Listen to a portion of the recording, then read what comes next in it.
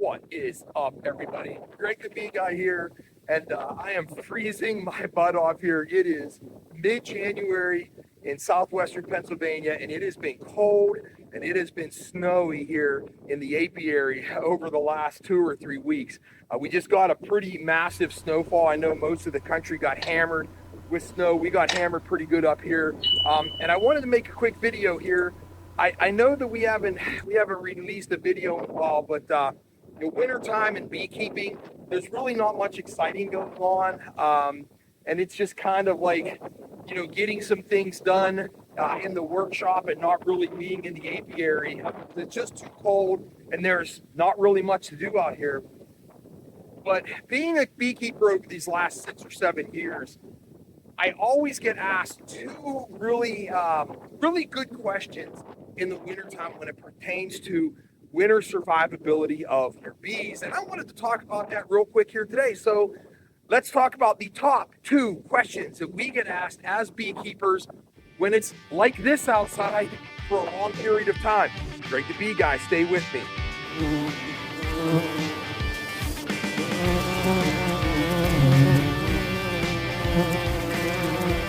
So what are the top 2 questions that we get asked as beekeepers when it is like this outside and when it is like, 14 degrees or something crazy out here? So it's really 2 questions that, question number 1 is kind of like the overall question, and question number 2 is really the specific question of how survivability is for your bees in the wintertime. So question 1, I don't know if you guys thought about what it is. What is the temperature in which bees can survive down to? Now, like I said here, it's about 14 degrees out here today in the apiary. What temperature is like the temperature when your colonies start to die off? Well, honestly, that's kind of a question that has a lot of caveats with it. There's not a real set number. So there's no like, okay, -10 for 2 weeks, or 72 hours or whatever amount of time it is, and you start losing colonies. It doesn't kind of work like that. Now, we did another video early in the fall, talked about the 5 things that you need to do to prepare for winter. And one of those things was to make sure there was adequate food storage in the hive. So again, if there's an asterisk next to that question, because number 1, is there enough resources in your hive? If there's not enough resources in your hive, it doesn't really matter what temperature it gets down to, the bees are going to have a hard time and they're going to struggle making it through winter. And secondly, which kind of corresponds with that, is how strong or weak is your hive going into winter? We also talked about that in the video. So if you have a very weak hive that maybe had a high mite count or something like that, and you just kind of look at them and say, man, this is really going to be hard making it through winter with this hive. Now, I have seen hives that have surprised me over the years. There'll be a hive that like, there's no way that this hive's ever going to make it. And there it is. And then I've also had massive hives, like one of our last year, as a matter of fact, one of our biggest hives just died. It came out in February. They were flying around. March, they were flying around. And then, we checked it. We had enough food storage. We had, we got a day that was about 52 degrees. So we popped the lid open, enough food and everything else in there. The bees did kind of look a little bit low, but we were like, okay, like all we got to do is survive 2 or 3 more weeks, and they did.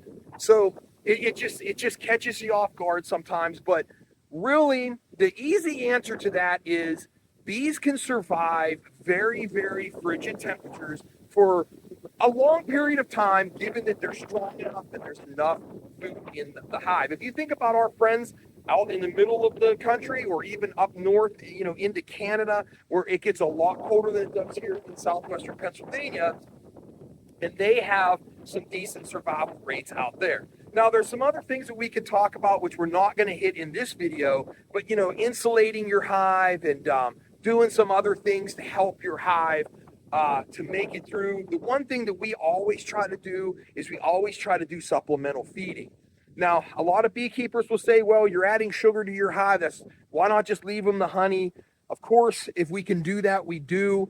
But we always want to have that little buffer in there. So one of the things we do is we use fondant, we use dry sugar, We use frame feeders. We use a couple different types of feeding systems in our hives and in our apiary. The one that I really like the best is just the easy camp method. And you can see, I don't know if you can see some of these hives back, or you can see some newspaper hanging out of some of the hives behind me. That is the camp method, where you just basically put dry sugar on top of the hive. And it really acts to, number one, to get that sugar as close to that brood ball as possible, or brood ball, as close to that bee ball as possible. And they can access that. And number two, that dry sugar will also kind of help control some of the humidity in the hive. So guys, question one, what temperature? It's really up for debate. Your bees can survive pretty long under pretty dramatic conditions as long as your hive is strong, there's enough food, and there's no disease in that hive. So that's kind of like the answer with the asterisk next to it. I hope that one helped out. Let's move on to question number two. Question number two, and I'll be honest, I get asked this a lot, and it's a really good question. And as a new beekeeper, I actually wondered this myself, and to be honest with you, I had a lot of anxiety through those first couple years because I didn't know the answer to this question. So I hope that this will help some of you new beekeepers out there. Question number two is, will your bees suffocate if they are snowbound, or if they have snow that is in front of the hive, in front of the entranceway there, blocking the entranceway, or unfortunately in some circumstances, if your hive gets completely buried with snow? Will your bees suffocate under those conditions? So here's your answer, and it might be a little bit surprising. The answer is no, with a little asterisk next to it. And here's why. It seems like everything we do in beekeeping has a little asterisk next to it, because there's always multiple answers.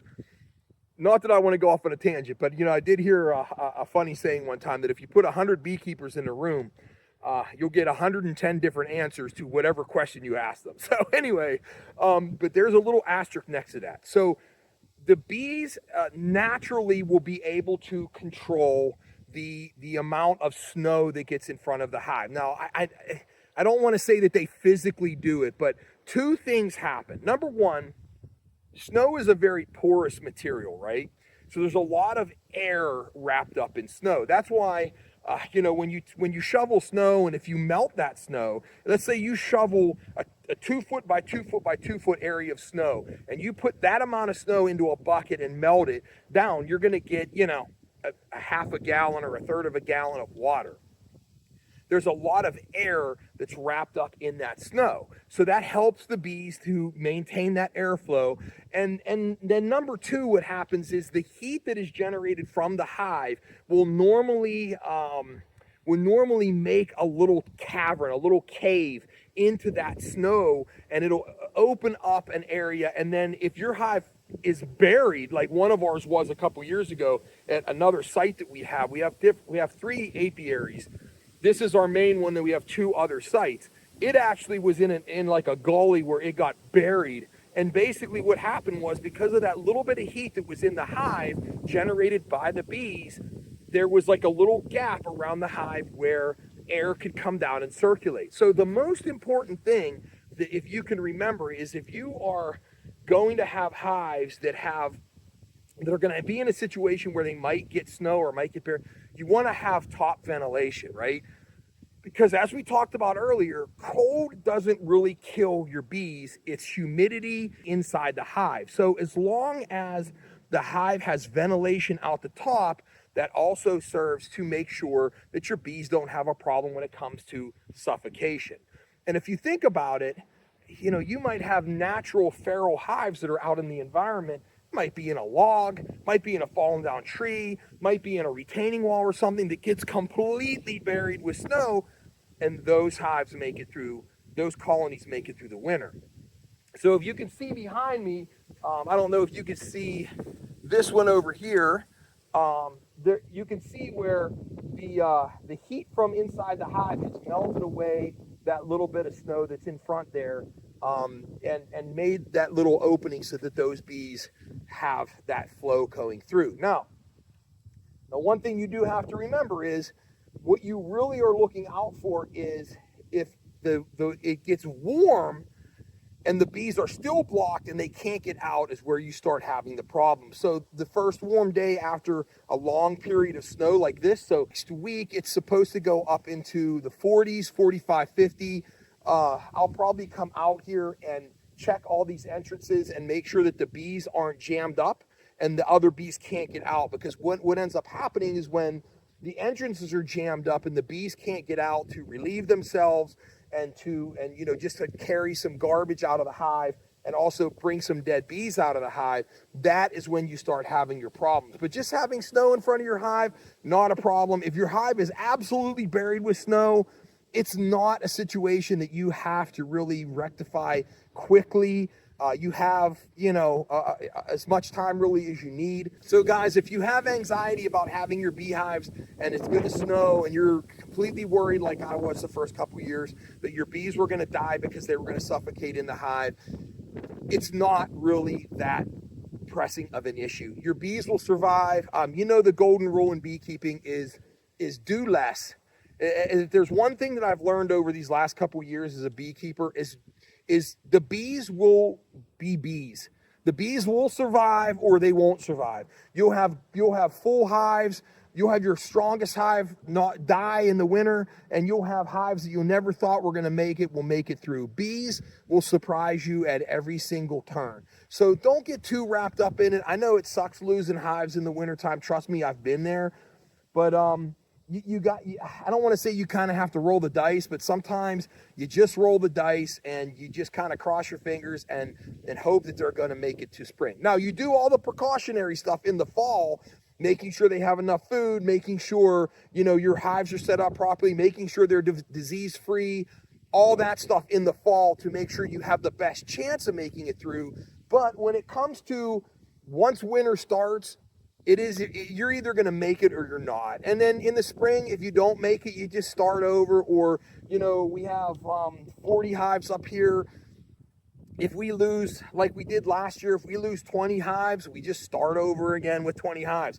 I mean, my God, if we would end up losing, all the hives and we had 2 or 3 hives, we start over with 2 or 3 hives. That's just how beekeeping is. So anyway, guys, that was question number 2. Will your bees suffocate if they are buried in snow in their hive? Short answer, no. Asterisk on that. Make sure that you just tend to your bees when you can, and they'll be fine. So anyway, I hope this video is going to help you out. It is way too cold and my hands are getting numb. So Greg the Bee Guy, I'm out. I will talk to you soon. And guys, pretty soon, 3 more months, and we'll be out here in the warm and in the spring, and the bees will be flying around, and hopefully I can come back to you guys and report that we had all 41 of our hives make it. Cross some fingers. Greg the Bee Guy. I'll talk to you soon. Have a good one.